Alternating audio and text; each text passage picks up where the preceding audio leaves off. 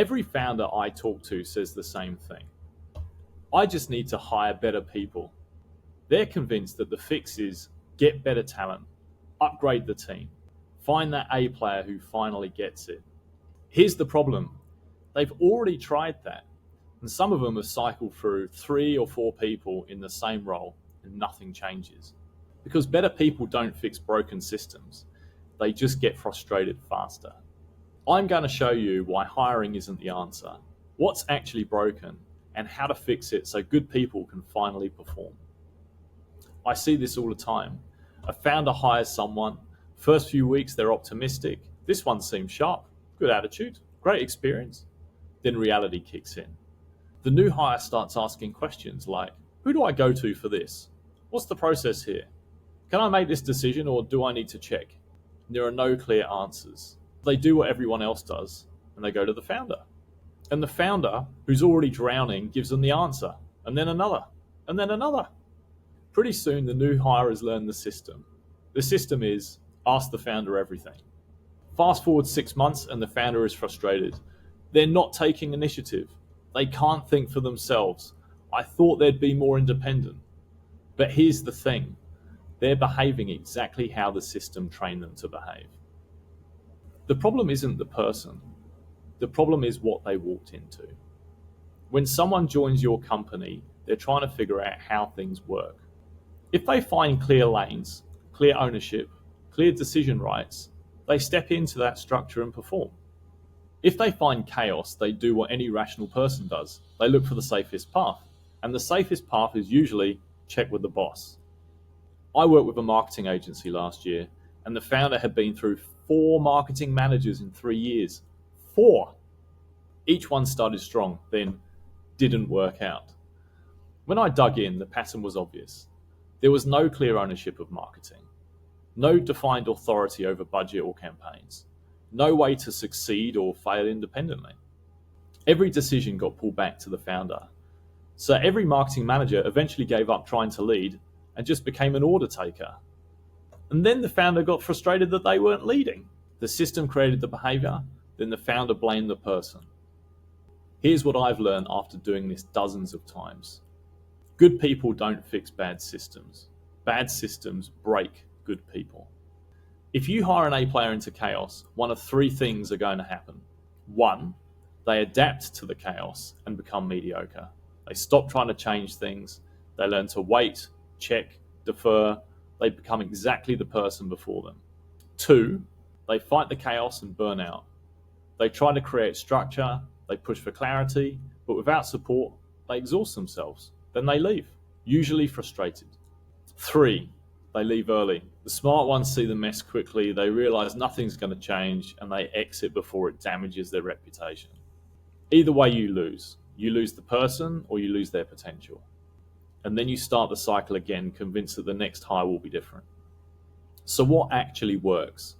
You fix the system before you hire, or at minimum, you fix it while they're ramping. 3 things need to be in place for good people to perform.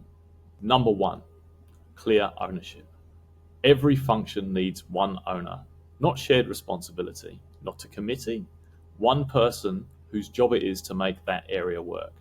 When you hire someone into a clearly owned role, they know what's theirs. They know what success looks like, and they know who to go to for adjacent issues. When you hire someone into a fuzzy role, they spend months figuring out what they're actually supposed to do, and that's wasted time for them and for you. Before you hire, answer this. What exactly will this person own? What decisions can they make without asking? How will we know if they're succeeding? If you can't answer those questions, you're not ready to hire. Number 2, decision authority. This is where most founders get stuck. They hire someone to lead marketing, but then they want to approve every campaign, every budget decision, every vendor choice. That's not leadership, that's task management with a fancy title. If you want someone to truly own an area, they need authority to make decisions.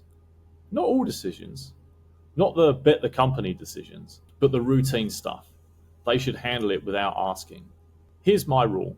If it's reversible and low cost, the team decides. If it's expensive to reverse or strategic, you're involved. Everything else should happen without you.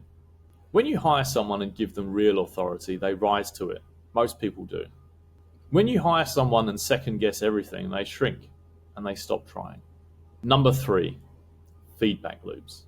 The third piece is how you know if things are working. Not through micromanagement, through clear metrics and regular check-ins. When someone owns an area, they should know their numbers. They should be able to tell you, here's what's working and here's what's not. Your job isn't to monitor their tasks. Your job is to set the target and give them resources and review results regularly. A simple weekly or fortnightly check-in, not status updates, problem solving. What's stuck? What do you need? What's the plan? This is how you stay informed without being in every decision. This is how good people stay accountable without feeling micromanaged.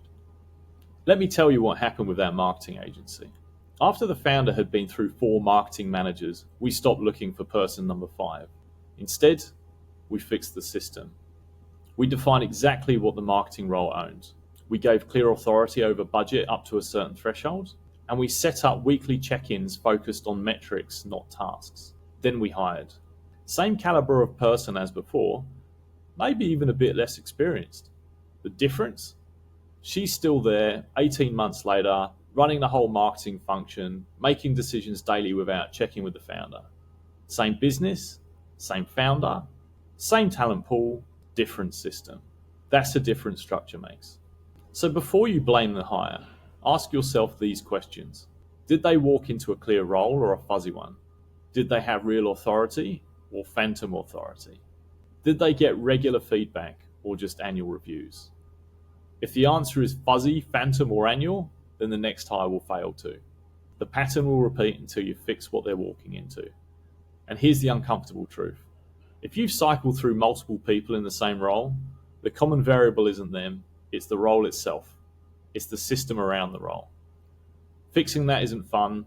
It's not as exciting as finding fresh talent, but it's the only thing that actually works. If you're stuck in this cycle, hiring, hoping, and then wondering what went wrong, the problem probably isn't your people. I built a free assessment that helps you figure out where your systems are strong and where they're breaking down. It's called the Operations Readiness Assessment. It takes 5 minutes. You'll get a clear picture of what's actually causing the problems and what to fix first. There's no pitch at the end. There's no sales call required, just clarity. The link's in the description. If this was useful, subscribe. I put out videos regularly on building operations that actually work, so you can find good people and finally perform. See you in the next one.